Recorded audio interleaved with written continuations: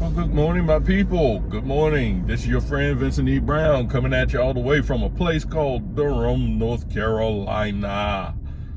Sharks in the water. How you folks doing this morning? You know, there are certain people that, they grate on your nerves whenever they open their mouths to speak.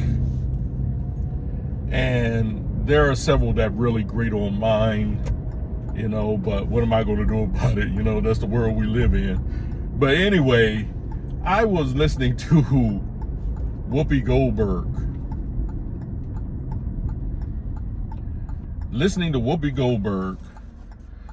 On The View the other day. I don't watch The View. Usually when I see The View, it's someone's commentary or clips of it or whatever. But I don't watch that program because it, my brain can only take so much.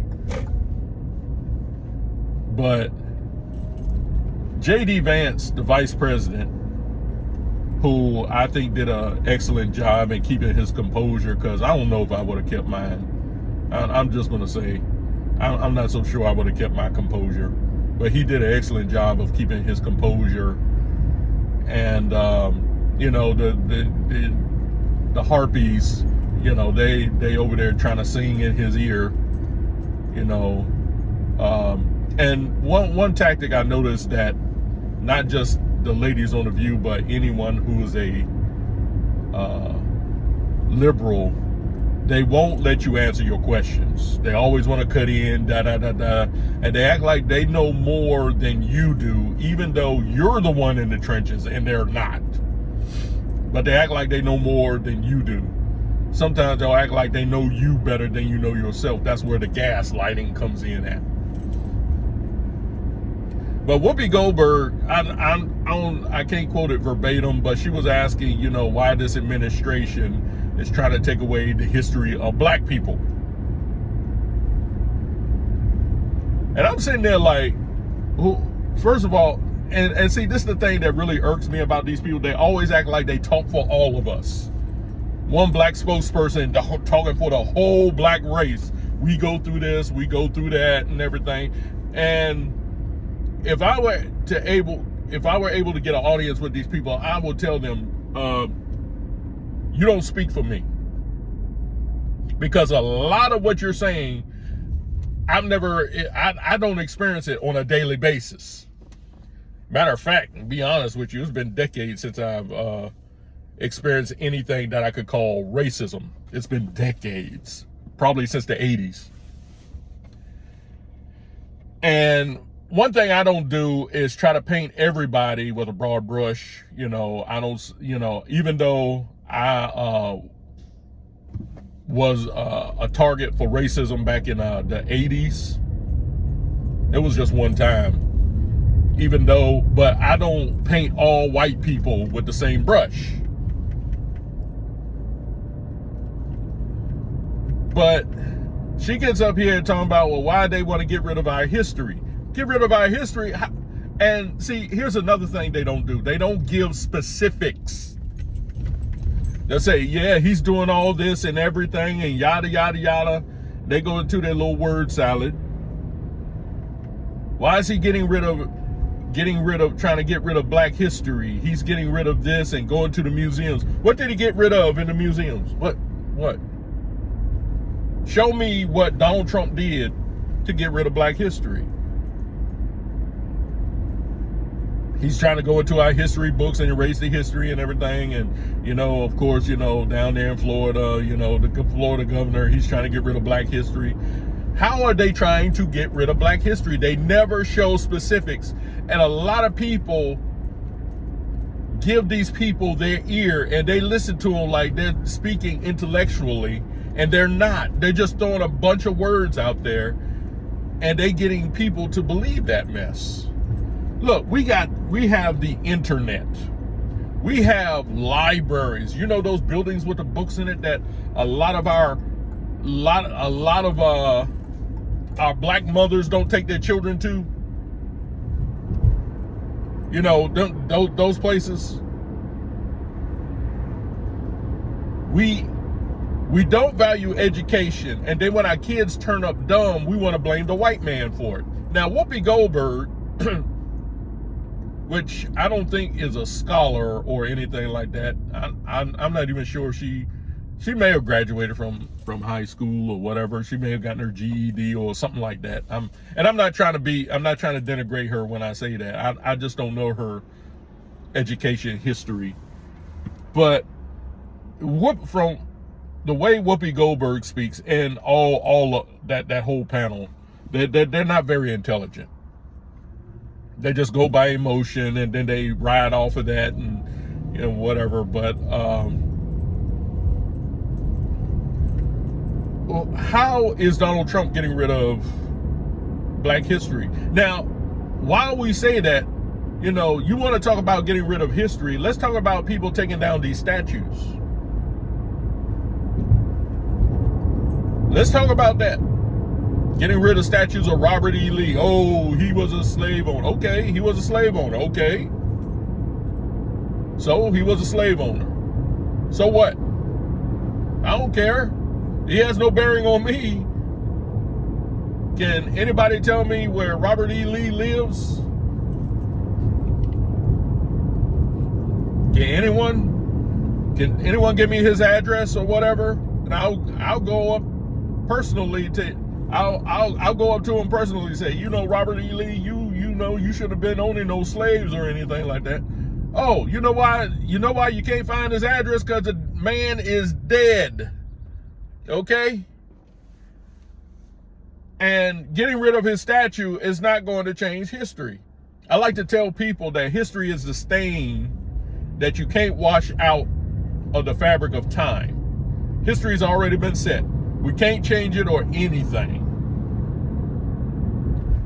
We try to stop it here, somebody's going to find a way to to expose it there. You're not going to be able to. You might be able to try to change history. They say history is what do they say? History is given by the winners. It's the winners who shape history. Yeah, they can shape history, but you can still find out through documents, whatever, about real history. That's how I learned that, we had Black congressmen back in the 1800s. That's something they didn't tell us in history. And not only that these Black congressmen, they were all Republicans. So I just learned that within the last 20 or so odd years.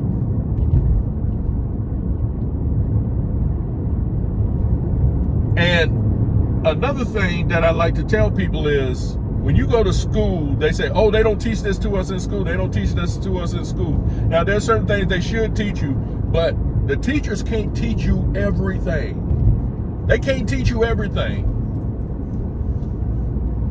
Most of what I know about animals, because when I grew up, I used to read about animals. I used to love sharks, snakes, bugs, things like that. Most of what I know about animals wasn't taught to me by a teacher. I learned that on my own. Had books at home, and that's how I would learn about insects and whatever. My mom had me signed up. I'm showing you my nerdiness. Had me signed up for the insect club back in 1981. And we used to go to this park in Clinton, Maryland. And every Saturday we would go out and collect bugs and everything. And we learn. Teachers didn't really. Now, you could say that the person who headed up the group, you could say he was a teacher. But really, even then, most of what I know about bugs or any other animal, I learned on my own. I didn't have a teacher say, okay, this is the shark and this is the snake, and I learned that on my own. So when people say they're trying to steal history from you, how are they stealing the history from you? Nobody answers that question. Nobody is stealing your history from you. One of my favorite books is a book called Up from Slavery by Booker T. Washington. I read the entire book. Great book. I would recommend everybody read that book. Especially you wokesters out there. Now they didn't take that away from me. I got it on my Amazon Kindle. And I got other books by Booker T. Washington that I'm going to peruse as well. So when they say they're stealing our history from us, no, you're talking about the information that you all want to put out there to make white people look bad. That's what you all don't like. You always want to guilt trip white people. And I'm not about guilt tripping white people because, you know, following Christianity, I respect all people, not just the people who look like me.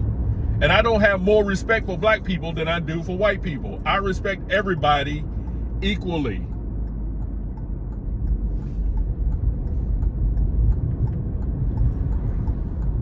But I listen to these people, they get up there, they get on their soapbox and, oh, they're trying to take away history. And people, let me tell you all something. Let me tell you. You all, when you're watching shows like The View, you're really wasting your time. Because these ladies don't know a hill of beans about what's going on in the world. They really don't.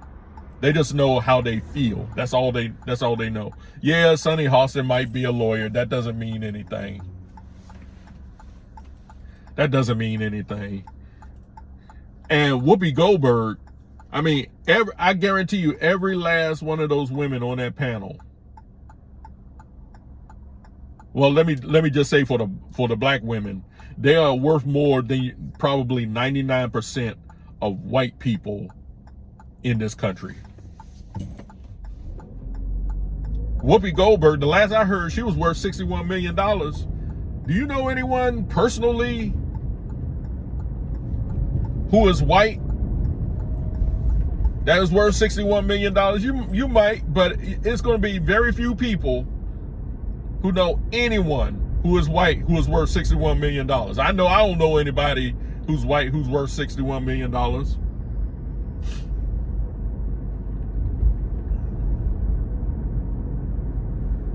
And, you know, Whoopi Goldberg gets up there and says, you know, I could have retired a long time ago, but I got to work and whatever and everything. You're worth $61 million. Whoopi Goldberg is well into her 60s.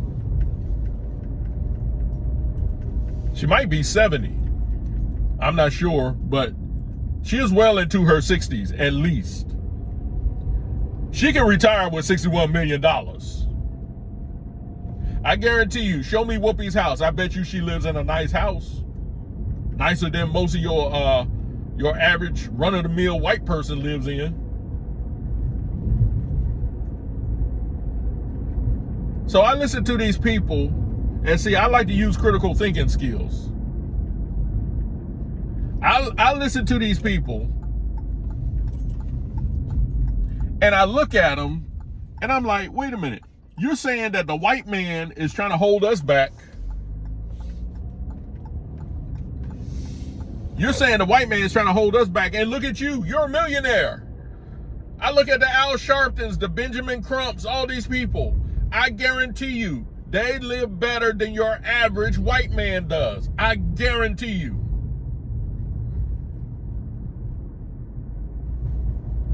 But they're over here directing us around, trying to direct it, because they can't direct me. They can't get me to think a certain way.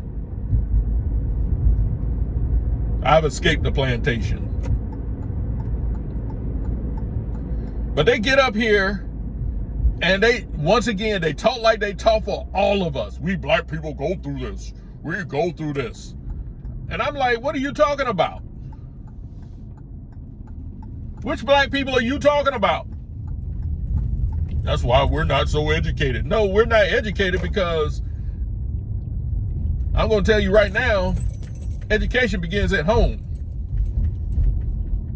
And a lot of our parents are not making their homes, their households conducive for the learning of their children.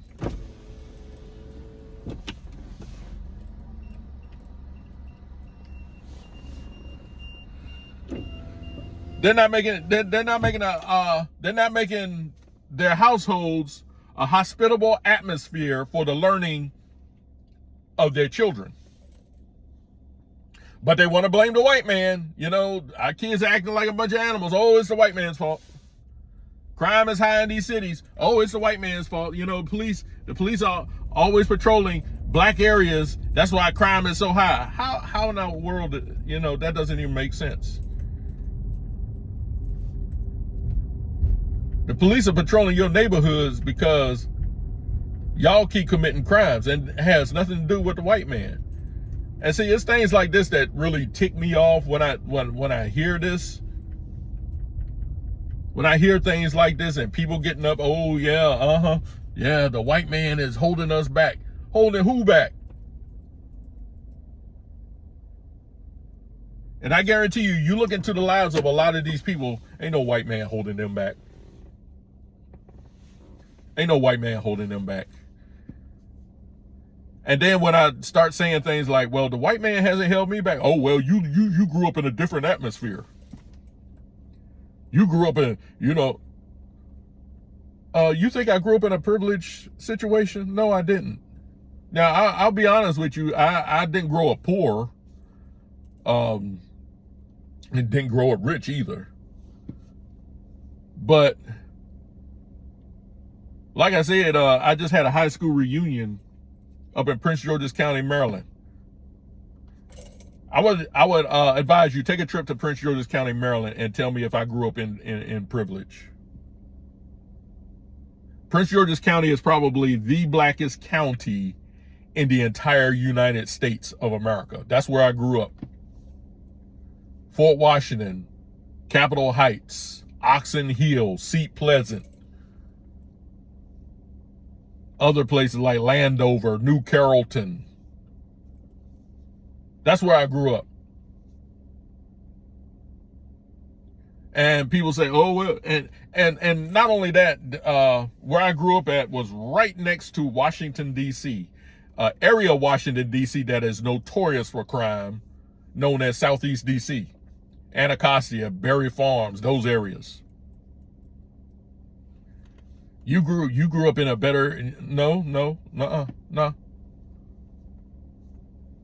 No better than you could have experienced, you know. And we had our drawbacks and everything. My grandmother, you know, she lived in Northeast DC, right in the shadow of RFK Stadium where the Redskins used to play. And every now and then we might hear gunshots. Sometimes we'll look outside, it's dark outside, we'll hear a helicopter going flying overhead, shining down a light looking for somebody. So don't give me this garbage that, oh, you grew up different. Well, here's the thing. If I grew up different, then stop trying to put all black people into one pot. Stop trying to put us all into one pot, saying we all experience this, because we're all not experiencing it. I was listening to someone the other day. He said that the opportunities he has today, not one black person helped him out. Not one. He said the only people that helped him out were the white people. And this was a black person saying this. Of course, you know, when you say things like that, people want to call you a coon and you're a sellout. You know, they go into their, you know, their gaslighting degrees. You know, I've been called coon. I've been called trying to be white. I've been called Oreo, sellout, Mr. Step It and Fetch. I've been called all them names. Them names, those names, they don't intimidate me. You can call me whatever you want to. And when I hear you start calling me those names, I know where you're coming from. I know where you're coming from. It's like, yeah. Yeah, I know where you're coming from. But people like Whoopi Goldberg, they're not helping the black cause. They're just trying to play this victimization game, and they're trying to gin up hate for a person that they don't like. And the only reason why people say this about Donald Trump is because they don't like Donald Trump. Now, Donald Trump is not a saint. He is not a Christian or anything like that. So don't don't get off on, oh, you just trying to kick for Donald Trump. Nah, I'm not a fan of Donald Trump. I like his policies. I like him being president, but I'm not a fan of Donald Trump. Okay? But this is, when they talk to you, when you hear people mention Trump derangement syndrome, that is a real thing. TDS, that's a real thing. And people just saying this because, they just want, oh, Trump doesn't like black people. But you show examples of where Trump has won awards for what he's done for black communities. Oh, that doesn't matter. We get our talking points from the news media, and the news media doesn't care about you. All they care about is what you can do for them. They say something to get you for you to react to, and based on that reaction, their ratings go up, and they get to rake in all them delicious dollars. But I don't need a black person speaking for me. I don't need the Black Panthers. I don't need the NAACP, the SPLC, or any of these other groups to speak for me. I'm a black person, yes, but I'm also an individual. And like I tell people, I am a Christian first. I'm an individual second. I'm an American third, and then I'm a black person. And it's in that order. It's in that order.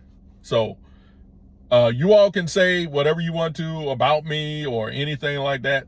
People been saying it for, I've been doing this thing since 2009. I've been doing this. And, I've had some characters come across and whatever. I had one guy call me a stupid N-word. This was another black person. You're a stupid N-word. Okay, all right. But you're not going to shut me up. You're not going to get me to change my perspective. Show me where I'm a stupid N-word. And then they bring up something ridiculous, Oh, you're just trying to be white. How do you try to be white? Please, somebody answer that question for me. I've been asking this question for years. How do you try to be white? Is there a book to learn how to be white or something like that? I mean, I go into stores all the time. I never see any cream on there that says you apply this and you can be white. I've never seen it. Okay, so, what do you mean trying to be white? Because I want to speak the truth? Because I want to speak truth to power? I'm trying to be white? Yeah, there are racist white people out there. Yeah, they are. But we got to understand that there are racist black people as well. But you all, like I said, you movie stars, you musicians, those of you all who go through, your people know you publicly, you get all the fandom and everything. Y'all don't speak for me. I might be the little guy, but you're not my spokesperson. I can think for myself. I can speak for myself. Okay. And I don't need you coming up talking, hey, we black people are going through this. I don't need you to tell me that, because I'm not going through I'm not going through half of what you say that all of us are going through every day. I can't point out instances of racism, like I said, since the 1980s. And that was one incident. So, folks, use some critical thinking skills. Look into the people who are feeding you this information. Look into their lives. Look at how they live. Listen to them when they say, "Oh, the white man doesn't want black men to be rich," or anything like that. And look at their lives. Look at their lives. They're millionaires. And I would turn it on them and say, Mr. Soapbox Preacher, you're telling us the white man doesn't want us to be rich, but you're rich. You're saying, oh, the rich don't want us to get ahead in life, but you're rich. What makes you any different from the other rich people? But anyway, I don't want to go off on a rant or anything like that. But anyway, you all don't just believe what I say because I say it. You know, check out what I'm talking about. You know, I guarantee you I'm not just on here just to hear myself speak or anything like that. But anyway, you all stay safe out there. Stay healthy. Take care of yourselves. This is Vincent E. Brown. I'm signing off. Until the next time, I'll see you on The Rebound.